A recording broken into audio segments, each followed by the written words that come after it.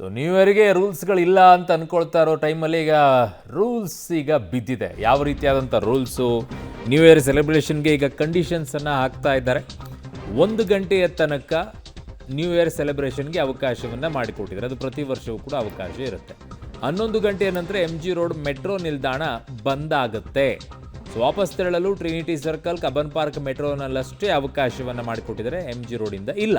December 31ರ ರಾತ್ರಿ ನಗರದ ಫ್ಲೈಓವರ್ಗಳು ಬಂದು, ಅದು ಪ್ರತಿ ವರ್ಷದಂತೆ ಡ್ರಂಕ್ ಅಂಡ್ ಡ್ರೈವ್ ಮಾಡಿ ತಗಲಾಕೊಂಡ್ರೆ ಲೈಸೆನ್ಸ್ ರದ್ದು ಅಂತ ಹೇಳ್ತಾ ಇದ್ದಾರೆ.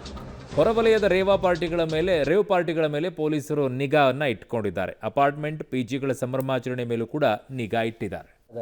ರಕ್ಷಣಾ ವ್ಯವಸ್ಥೆಯ ಬಗ್ಗೆ ಹೇಳೋದಾದರೆ ಈಗಾಗಲೇ 2 ಅಥವಾ 3 ಸುತ್ತಿನ ಸಭೆಗಳನ್ನು ನಾವು ಇತರ ಇಲಾಖೆಗಳ ಜೊತೆಯಲ್ಲಿ, ಅದರಲ್ಲಿಯೂ ಮುಖ್ಯವಾಗಿ BBMP, ಆರೋಗ್ಯ ಇಲಾಖೆ, ಅಬಕಾರಿ ಇಲಾಖೆ, ಮಾಲಿನ್ಯ ನಿಯಂತ್ರಣ ಮಂಡಳಿ, ಅಗ್ನಿಶಾಮಕ, ಬೆಸ್ಕಾಂ, BMRCL ಇವರ ಜೊತೆಯಲ್ಲಿ ಈಗಾಗಲೇ ನಾವು ಸಭೆಯನ್ನು ನಡೆಸಿದ್ದೇವೆ. ನಮ್ಮ ಪೊಲೀಸ್ ಆಯುಕ್ತರ ಕಚೇರಿಯಲ್ಲಿ, ಜೊತೆಗೆ ಸಂಬಂಧಪಟ್ಟ DCPಗಳು ಕೂಡ ಅವರವರ ವಿಭಾಗದ ಮುಖ್ಯಸ್ಥರನ್ನು ಕರೆಸಿ ಸಭೆಗಳನ್ನು ಮಾಡಿದ್ದಾರೆ. ಅವರಿಂದ ನಮಗೆ ಆಗಬೇಕಾಗಿರ್ತಕ್ಕಂಥ ಬೇರೆ ಏನು ಕೆಲಸ